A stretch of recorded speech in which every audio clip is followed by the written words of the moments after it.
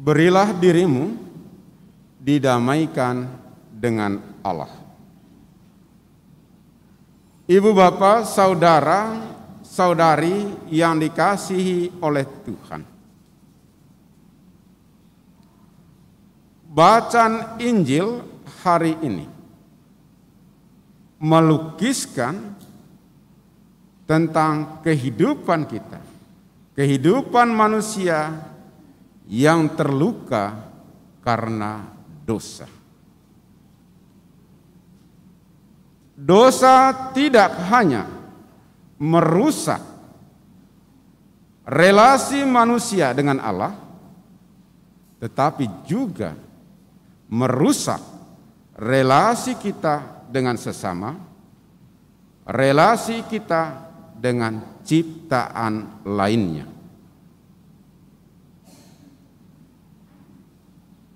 Ketika kita melakukan dosa,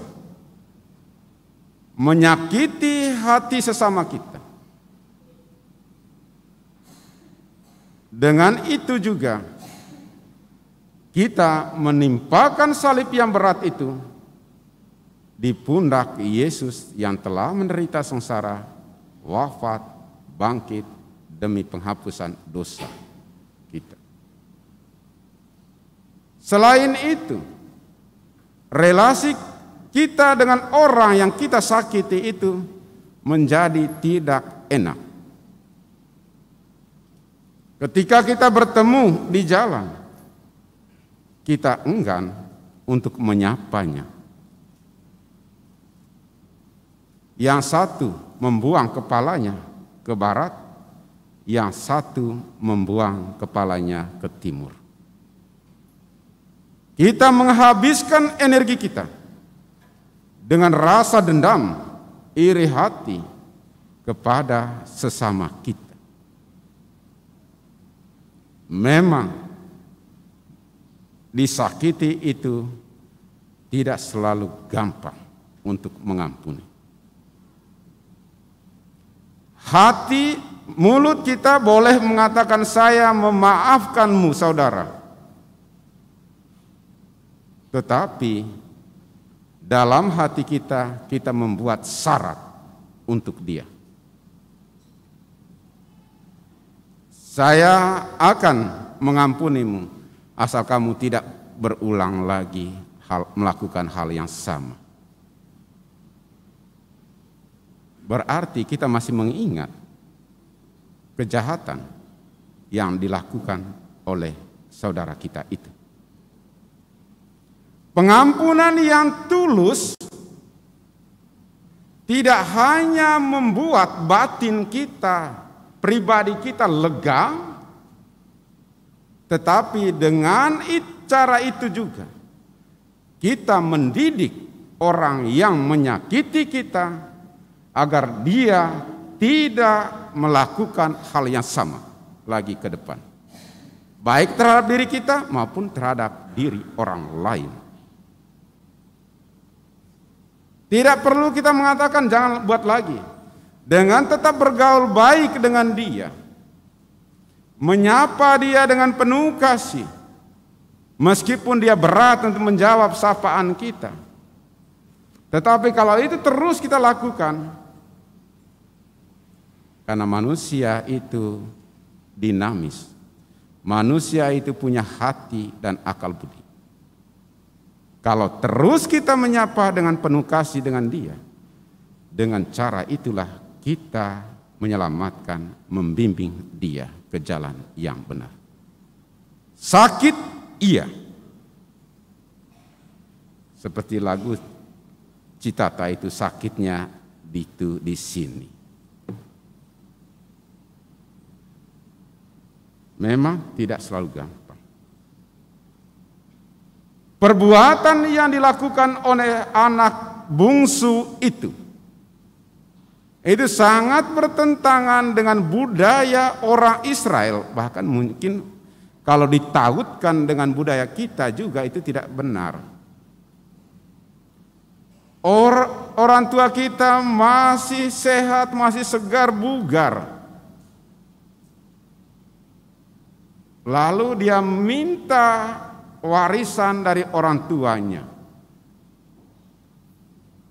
Implisit di dalamnya, cepatlah kamu mati. Apakah bapaknya itu marah? Tidak.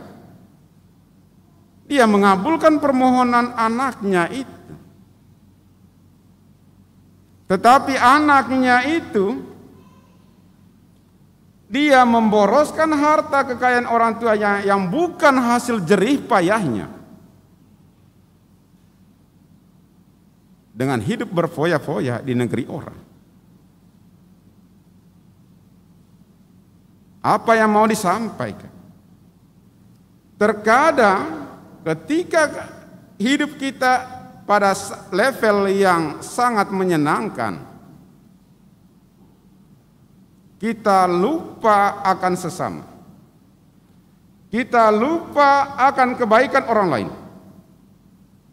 Bahwa kesuksesan itu ada banyak pihak yang terlibat di dalamnya, sekecil apapun itu. Kita cenderung untuk menepuk dada bahwa itu adalah jerih payah hasil kehebatanku. Saya ambil contoh. Seorang yang punya toko besar dan memperdagangkan barang-barang mulai dari hal yang kecil sampai yang kelas high. Sampai barang-barang yang mahal. Tapi ingat, pembeli itu mulai dari yang pengemis sampai orang yang kaya. Kalau tidak ada pembelinya, tidak ada kita gunanya menjual barang-barang yang begitu banyak. Bapak, Ibu, saudara-saudari yang dikasihi Tuhan, ada satu hal yang bisa kita petik dari anak bungsu ini. Kesadarannya akan perjalanan hidupnya yang sudah terlalu jauh dari kehendak Allah. Pertobatan itu tidak ada kata terlambat. Yang terlambat kalau tidak mau bertobat. Satu hal lagi yang mengajarkan kepada kita adalah sikap anak yang sulung.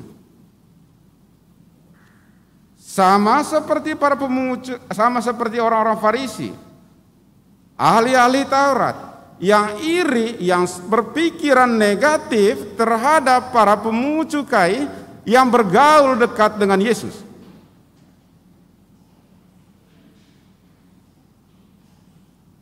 Anak sulung itu yang notabene tidak punya hak untuk menentukan pembagian harta milik orang tuanya, ia iri dengan adiknya yang sulung, yang bungsu.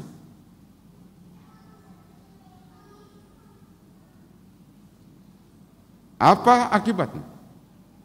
Dia tidak ada lagi tempat pengampunan dalam hatinya.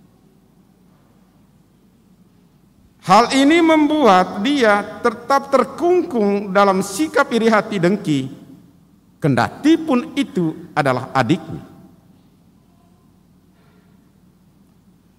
Hal yang sama bisa itu terjadi dengan kita. Dua sikap yang ditampilkan oleh dua anak dalam bacaan Injil ini juga gambaran sikap hidup.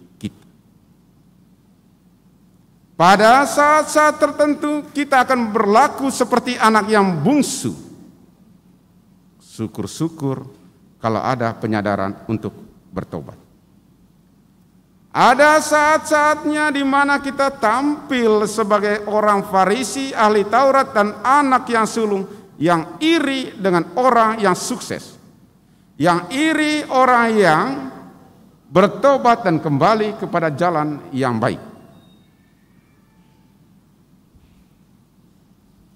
Ada saatnya di mana ketika orang lain menyakiti kita, bahkan berkali-kali menyakiti kita, sadar atau tidak sadar, dalam hati kecil kita menginginkan kehancuran hidup orang itu, bukan kesuksesan. Nah, Bapak Ibu Saudara, saudari yang dikasihi oleh Tuhan, kalau seperti itu, apa yang kita lakukan terhadap Allah yang berbelas kasih itu? Kalau Allah saja berkali-kali mengampuni kita dan hidup kita adalah anugerah semata-mata dari Tuhan, dan yang menentukan hidup kita mati atau tidak, sukses atau bahagia, sakit atau sehat adalah Allah. Kalau Dia yang punya hidup itu sendiri berani untuk mengampuni kita sebesar apapun dosa kita, maka sewajarnya kita juga melakukan hal yang sama. Berat, iya. Mungkin dalam situasi yang berat ini, ketika kita dipaksakan oleh Yesus mengatakan untuk mengampuni musuh dan mendoakan musuh kita, berdoalah dalam hatimu, Tuhan, tambahkanlah imanku agar aku mampu mengampuni dia dengan tulus hati. Berilah aku roh kesabaran, roh pengendalian diri, kelemah lembutan, dan roh cinta kasih. Ingat, janda yang terus-menerus mengetuk pintu hakim yang lalim. Kalau kita terus-menerus berdoa hal yang sama dengan penuh iman dan kerendahan hati, Tuhan akan mendengarkan. Sebagaimana Bapamu berbelas kasih kepadamu, hendaklah kamu juga berbelas kasih kepada sesama. Karena kita semua orang-orang yang berdosa dan hidup karena semata-mata belas kasih Allah. Tuhan memberkati kita. Amin.